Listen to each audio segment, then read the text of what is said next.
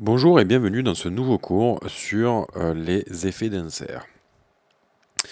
Alors, qu'est-ce qu'un effet d'insert? Je rappelle que lorsque nous sortons la fenêtre d'édition d'une piste, Cubase nous propose d'office un équaliseur qui lui-même est un effet d'insert, une section à gauche qui permet d'insérer des effets d'insert et une partie à droite qui permet d'insérer des effets send. Ce sont deux choses bien différentes. Un effet d'insert, c'est tout simplement un effet qui va se greffer sur le trajet du signal. C'est-à-dire qu'il va intervenir avant même que vous puissiez entendre le son brut de votre enregistrement. Il peut s'agir d'un chorus, d'un trémolo, par exemple un compresseur et donc un équaliseur. Il y a encore beaucoup de types d'effets d'insert, par exemple les autotunes et bien d'autres choses encore. Alors, j'ai enregistré pour préparer ce cours une petite séquence ridicule comme d'habitude. On va l'écouter. Bonjour et bienvenue à la Virtual Production School, VPS, uniquement pour les débutants et ceux qui veulent apprendre à faire du son et de la musique assistée par ordinateur.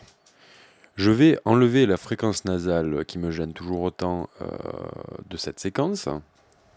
Bonjour et bienvenue à la Virtual Production School, VPS. Là, je l'ai trouvé.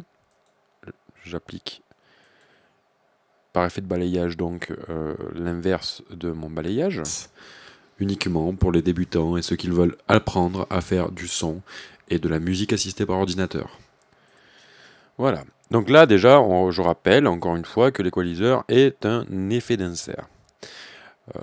Parmi les effets d'insert, moi je vais essayer d'insérer par exemple un chorus.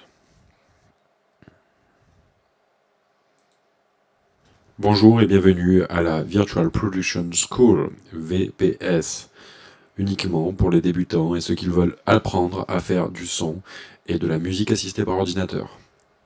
Bonjour. Je peux aussi insérer un trémolo qui sera plus approprié à des guitares ou des instruments.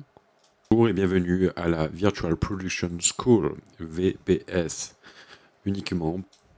Donc un trémolo, c'est un effet qui permet, si vous voulez, tout en étant synchronisé avec le BPM, qui se trouve là, tout simplement faire des creux dans le signal.